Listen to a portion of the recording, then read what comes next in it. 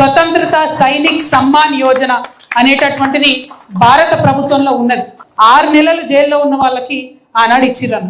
తెలంగాణ ఉద్యమంలో చాలా తక్కువ మంది అన్ని నెలలు జైల్లో ఉన్నారు. అటువంటి వారందరికీ ఇమీడియట్ క్రైటీరియా కింద జైళ్లలో ఉన్నటువంటి వారికి, ఎఫ్ఐఆర్లు అయినటువంటి వారికి, ఛార్జ్ షీట్లు అయిన వారికి మొదటి దఫా తక్షణమే ఎటువంటి వెరిఫికేషన్ అవసరం లేకుండా ఒక అడుగు ప్రభుత్వం ముందేసి గుర్తింపు ఇవ్వాలి, గౌరవం ఇవ్వాలి, మరి ఎటువంటి ఆర్థిక పరమైన ప్రయోజనాలు ఇస్తారో చెప్పాలని నేను కోరుతా ఉన్నాను. రెండవది, ఆ ఇండియన్ గవర్నమెంట్ జీవోలో ఉన్న దాని ప్రకారం 6 నెలలు అందరికి ఉంటే మహిళలకు, ఎస్సీ ఎస్టీలకు అయితే దాన్ని మినిమం సగం చేసిర్రన్న.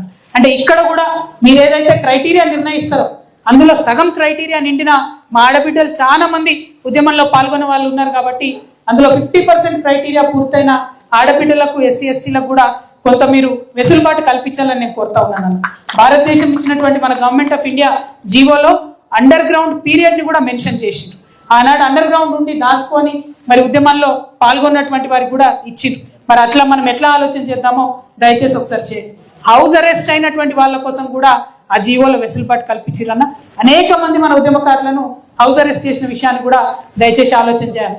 Loss of property, confiscation, attachment or forced sale of property ఇవేవి జరిగినా కూడా మీరు వారిని తప్పకుండా ఆలోచన చేసి ఉద్యమకారులు గుర్తించాలని చెప్పి ఆ జీవోలో స్పష్టంగా ఉన్నదన్న. దాంతోపాటు పర్మనెంట్ డిసేబిలిటీ, ఎవరికైనా ఏదైనా మొత్తం డిసేబిలిటీ జరిగితే పోలీస్ అట్రాసిటీలో దాన్ని కూడా మెన్షన్ చేసి, ఇంకొక మాట చాలా క్లియర్ గా ఈ జీవో ఎంత స్పష్టంగా ఉందంటే ఫిజికల్ పనిష్మెంట్, ఒక 10 సార్లు లాఠీ దెబ్బలు తింటే వాళ్ళని ఉద్యమకారులుగా గుర్తించాలని ఇక్కడ స్పష్టంగా ఉంది. నా గమనంలో నాకు తెలిసి నేను అనేక మందిని చూసిన అన్న. రాజేష్ నాయక్ అని ఒక మహబాద్కి సంబంధించినటువంటి తమ్ముడు, యాకూబ్ రెడ్డి అని ఇంకో తమ్ముడు, వాళ్ళు ఆనాడు వరంగల్లో డైరెక్ట్ గా ముళ్ళకంప మీద పడితే పొట్ట మొత్తం చీరిపోయి వాళ్ళ బతుకులంతా కూడా ఆగమైన పరిస్థితులు. అటువంటి వాళ్ళు ఎంతో మంది మనకు తెలుసు. వాళ్ళకి సపరేట్ గా గుర్తింపు ఇవ్వమని అడగడం కూడా ఒక రకంగా వారిని చిన్నగా చేయడమేమో, ఒక్కసారి ఆలోచించమని నేను కోరుతా ఉన్నా. మనకి ఇది ఒక బైబిల్ లాగా, ఒక సూచిలాగా గవర్నమెంట్ ఆఫ్ ఇండియా ఆర్డర్ ఉంది కాబట్టి దయచేసి దీన్ని చూడాలని నేను తెలియజేస్తున్నా ఉన్నాను.